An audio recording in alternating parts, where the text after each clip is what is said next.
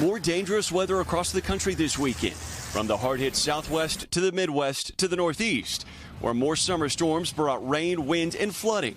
Streets overwhelmed in New York State. Back in Central Texas, the region still reeling from those devastating early July floods, and now hit with another round of flash flooding. In Lampasas County, this river reaching over 33 feet in a matter of hours. It all comes just over a week after the deadly flood in Kerr County that resulted in more than 130 deaths statewide.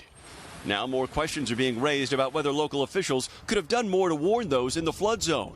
Kerrville City Manager telling me he's unsure if he received an alert on his phone from the National Weather Service, which was sent around 1 a.m. I actually think I have my weather report stuff turned off, if I'm being honest. I mean, you're the city manager.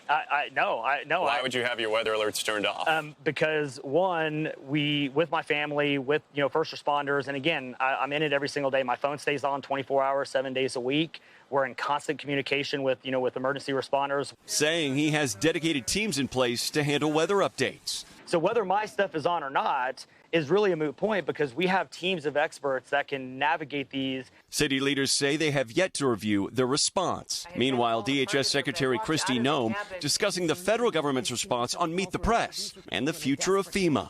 President Trump has criticized the Disaster Response Agency and floated getting rid of it.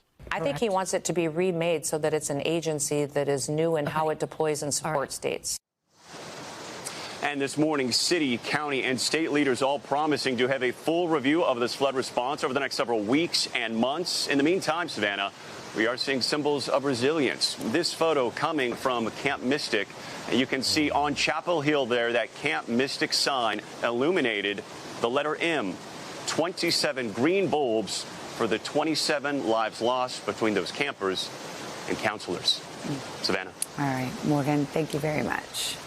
Hey, thanks for watching. And don't forget, you can catch the Today Show every morning on NBC or take Today when you're on the go. Just follow the Today podcast on Apple Podcasts, Spotify, or wherever you listen.